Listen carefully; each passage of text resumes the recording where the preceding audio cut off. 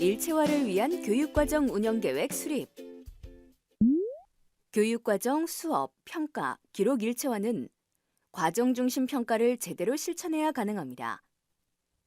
교육과정 수업, 평가 기록을 일체화하기 위한 흐름은 교육과정 운영계획 수립, 교수학습 및 평가, 평정 및 기록의 세 단계로 나누어 볼 수 있습니다.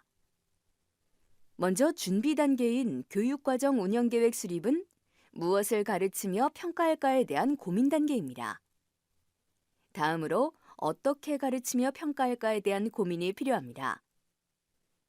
과정 중심 평가와 연계한 학생 참여형 수업을 어떻게 디자인할까에 대한 고민이 두 번째 단계입니다.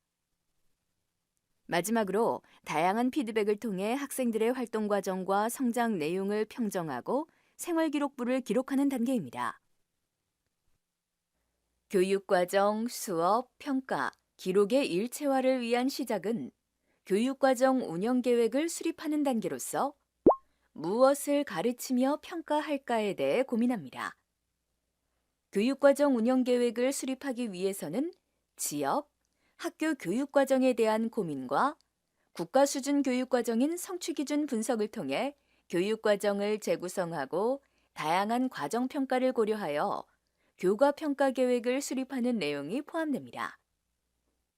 이때 중요한 것은 학습하는 과정에서 성취 기준에 따라 지속적으로 평가가 이루어질 수 있도록 적절한 평가 내용 및 방법을 고려해야 하는 것입니다. 교사는 교육과정 문해력으로 교육과정을 재구성하고 수업과 연계한 평가 계획을 수립해야 합니다. 2단계는 평가 도구를 개발하여 수업을 실행하는 단계로서 수업과 평가를 연계하기 위해 어떻게 가르치며 평가할까에 대한 고민이 필요합니다. 다양한 평가 방법과 연계하여 학생들이 주도적으로 참여하며 피드백을 주고받으면서 성장과 배움이 일어날 수 있는 수업을 하기 위한 고민이죠. 평가 계획에 근거하여 채점 기준을 마련하고 필요하다면 활동지 설계, 그리고 피드백 방법을 미리 설계하고 실행하는 단계입니다. 수업 과정에서 지속적으로 학생 성장을 관찰, 기록해야 합니다.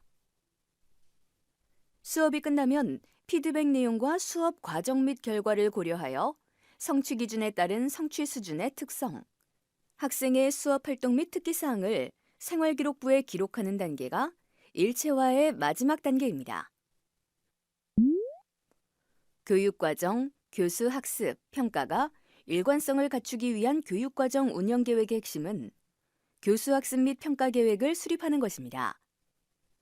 일체화를 위한 교수학습 및 평가계획은 반드시 교육과정의 내용체계와 성취기준에 근거하여 수립되어야 하는데요. 이때 성취기준은 수업활동의 실질적 기준입니다.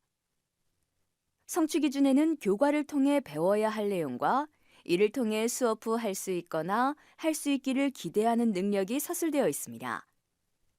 성취기준은 수업의 방향을 설정하고 교과 내용을 재구성할 때 구체적인 평가의 준거로 활용해야 합니다.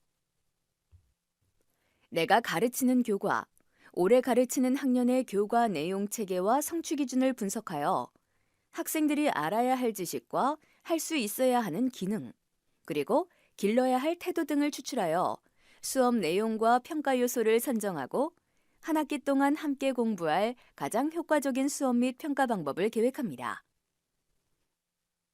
과정 중심 평가는 지필고사나 형성, 진단 평가로도 가능합니다. 하지만 학교 현장에서 가장 많이 실시하는 과정 중심의 평가는 수행평가입니다. 과정을 중시하는 수행평가를 위한 방법은 서술, 논술, 구술, 토론 토의, 프로젝트, 실험 실습, 포트폴리오, 연구 보고서, 실기시험 등이 있습니다. 자세한 내용은 학습을 마친 후 별첨 자료로 다운받아 확인할 수 있으니 참고하세요.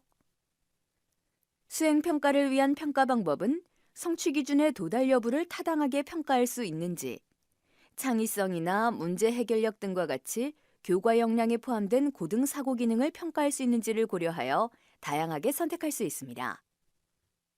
과정 중심 평가를 위한 평가 방법은 상호 배타적이기보다 상호 보완적이며 지식, 기능, 태도를 종합적으로 평가할 수 있는 다양한 평가 방법을 활용하는 것이 바람직합니다. 평가 방법의 다양화뿐만 아니라 평가 주체도 다양화합니다. 교사 관찰 평가뿐만 아니라 학생도 평가의 주체가 될 수 있도록 자기 평가, 동료 평가 등 다양한 평가 방법을 활용하면 학생의 성장과 변화를 더욱 잘 관찰할 수 있으며 평가의 신뢰도 또한 높일 수 있습니다. 성취 기준 분석이 끝나면 한 학기의 교육 과정을 재구성하고 이를 바탕으로 교수 학습 및 평가 계획을 수립합니다. 과정 중심 평가의 교육 과정 재구성이란 성취 기준에 따라 평가 요소를 선정하고 단원의 제재나 교수 활동의 내용과 순서를 수정, 보완하는 것입니다. 이때 몇 개의 성취 기준을 통합하거나 재구성하여 교과 진도 계획과 수업 구성, 평가 계획을 수립하면 진도 부담을 줄일 수 있을 뿐만 아니라 보다 실제적이고 유의미한 수업과 평가를 실천할 수 있습니다. 이제 교과서는 우리가 모두 가르쳐야 할 절대적인 자료가 아닙니다. 국가 수준 교육 과정을 고려하여 보편적으로 적용할 수 있도록 만든 교재일 뿐이므로 교사는 교과서에 단원별로 제시된 교육 내용을 학생 수준에 맞게 재구성해야 합니다. 최고의 선생님은 학생들의 수준과 상황을 고려하여 교육 과정을 재구성하는 능력이 우수한 교사입니다. 교육과정 재구성은 가장 기본적으로 교관의 교육과정 재구성을 들 수 있는데요. 이는 학생들의 상황과 수준을 고려하여 교사가 학습 내용 및 학습량을 적정하게 결정할 수 있습니다.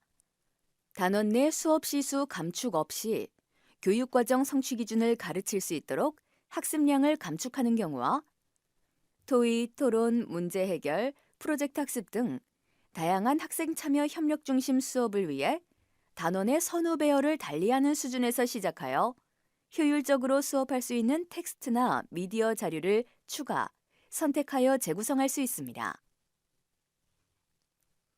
교과 간 교육과정 재구성도 필요합니다. 수행평가 중심으로 학교 현장이 바뀌면서 학생들의 부담이 학습이 커지고 있습니다.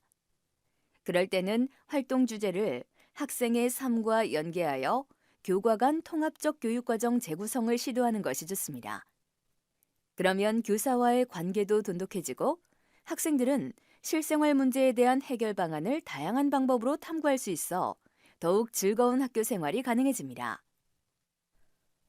다른 교과의 성취 기준과 융합하면 더 깊이 있고 좋은 수업이 될 수 있는 성취 기준도 있습니다. 이런 경우에는 학생들의 삶과 연계하여 교과 간 융합적인 재구성이 필요합니다.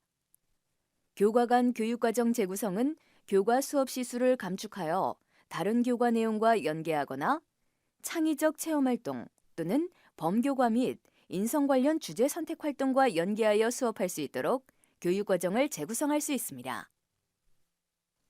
장항중학교의 교과 통합 재구성 사례인데요. 국어, 가정의 단원 수업 시수를 감축하여 수업한 후 융합 주제인 청소년 아침 식사, 그것이 알고 싶다에 대한 수업 활동을 전개할 수 있습니다.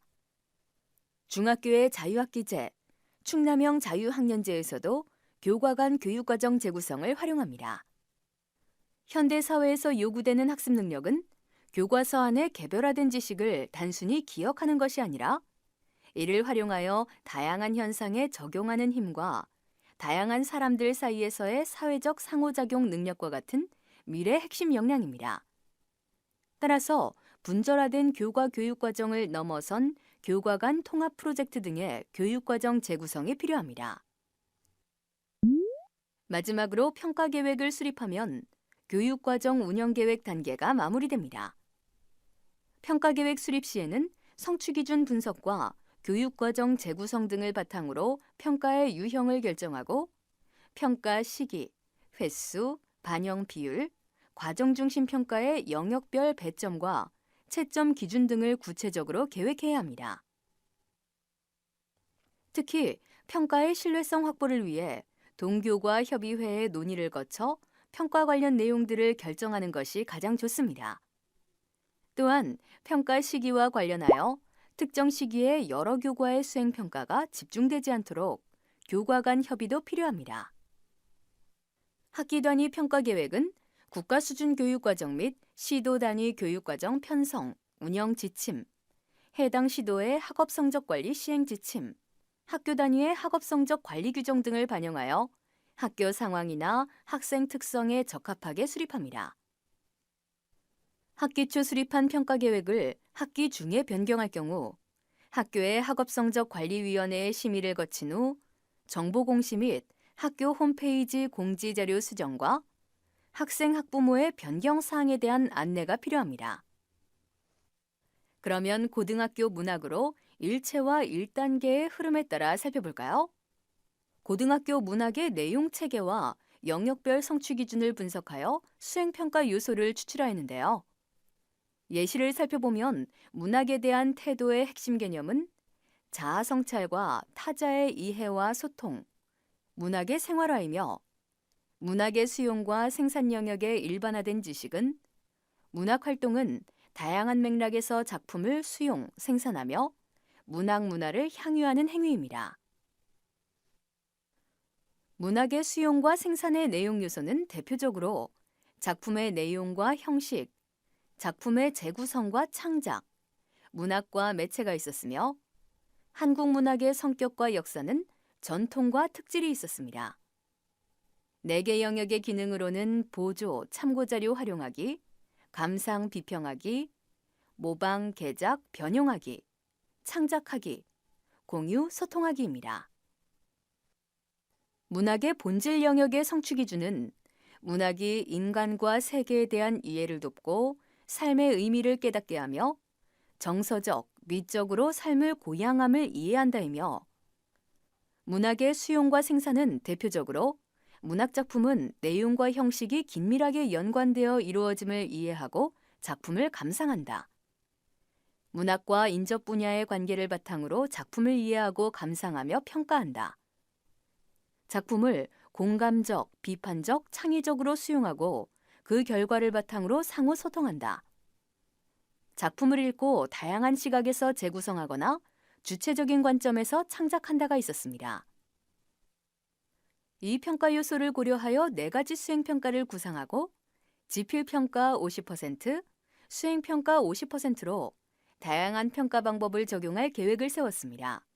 성취 기준에 도달해야 하기 때문에 교과서의 자료를 한국 문학의 역사에 맞추어 재구성하고 문학의 본질과 한국 문학의 성격을 가르치면서 문학 작품을 수용, 생산할 수 있는 수행평가를 실시하였습니다. 그래서 3월에 한국 문학의 특징을 잘 살릴 수 있는 사설 시조 창작, 4월에 소설을 통한 사회 바라보기인 문학 비평문 쓰기 활동, 그리고 문학을 생활화할 수 있도록 현대시 쓰기를 실시하였습니다. 1차 고사 후에는 문학신문 제작 프로젝트를 통해 폭넓게 문학을 수용하고 생산하며 자아성찰 및 타자 이해, 상호소통의 태도를 기를 수 있는 수업 활동을 계획하였습니다.